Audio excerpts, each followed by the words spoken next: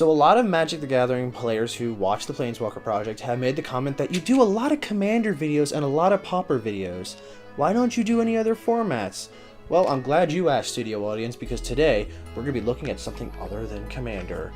Boom, Modern. Also, face cam for the first time. Hi! So Modern Elves is a very classic elf deck. You get a lot of elves in play, you rant from here to Dominaria, and then you overrun your opponents. Quite literally. We run a core of elves that are mandatory includes such as Llanowar Elves and Elvish Mystic, which we will be running a playset of each. These are our classic elves. They're cheap to cast and they both tap for mana. We also run playsets each of Nettle Sentinel and Heritage Druid. The two of these function as secondary mana dorks. You use the Nettle Sentinels to tap for the Heritage Druid's ability, and then you can essentially dump your hand of as many spells as you'd like, as with each green spell you cast, you get to untap all of your Sentinels. The strategy is shared with the Birchlore Rangers and Nettle Sentinel that also is in the Pauper Elves deck, which is merely a less potent version of this combo. Our next group of elves are our 2-drop spells. 3 copies of the Elvish Visionary offers us a cantrip elf that lets us go through our library a little quicker. Dropping this using the aforementioned mana combo is basically a free elf on the field and a card draw to boot. This will be relevant when we look at the playset of Dwynen's Elite, which will give us an additional elf warrior should we have an elf already in play. Our 3 drops are next. A full playset of the Elvish Archdruid serves our Priest of Titania, giving us more mana than we know what to do with. It also comes with a nice Anthem ability buffing up our elves. This is perhaps my favorite elf of the deck. Lastly, we run 3 copies of Ezuri Renegade Leader. He looks nicer without all the Phyrexian corruption. His ability to regenerate elves is nice, but his real value comes with his second ability.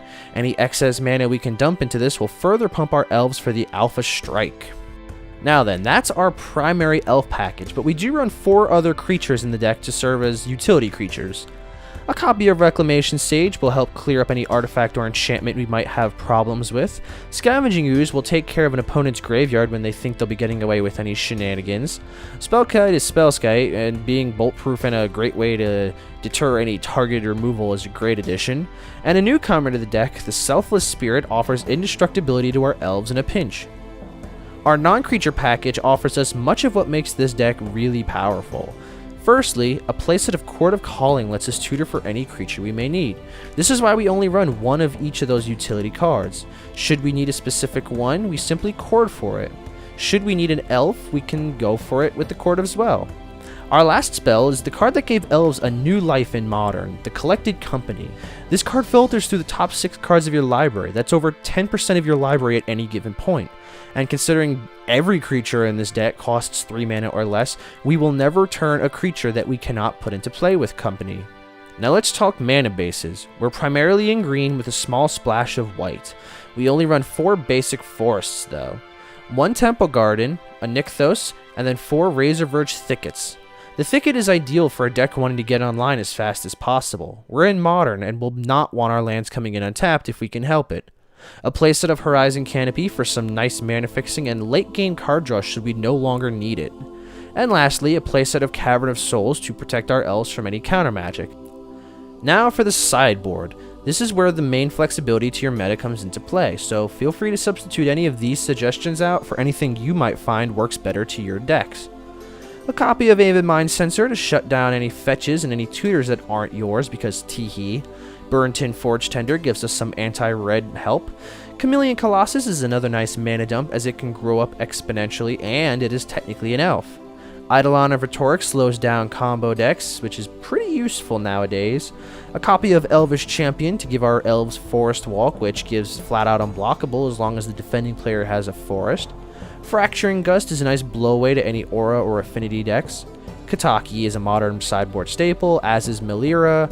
2 copies of Nissa, Voice of Zendikar for a little extra buff for our board, giving everything a +1 counter. 3 copies of Path to Exile for some targeted removal, and lastly, a Phyrexian Revoker for some ability shutdowns. The deck strategy is simple. Flood your field with elves, ramping with your dorks, get out more elves, and aim to get out Ezuri to give that excess mana good use. Giving your elves multiple instances of that +3/+3 buffs along with the trample will often lead to a game over. I hope you enjoyed our first stab at a modern deck tech. What did you think of this deck? My elf deck is perhaps one of my favorite modern decks to play. Is there a format you'd like to see us explore? Standard, Highlander, Frontier?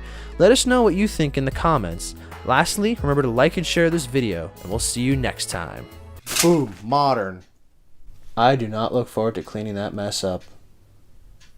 Mic drop.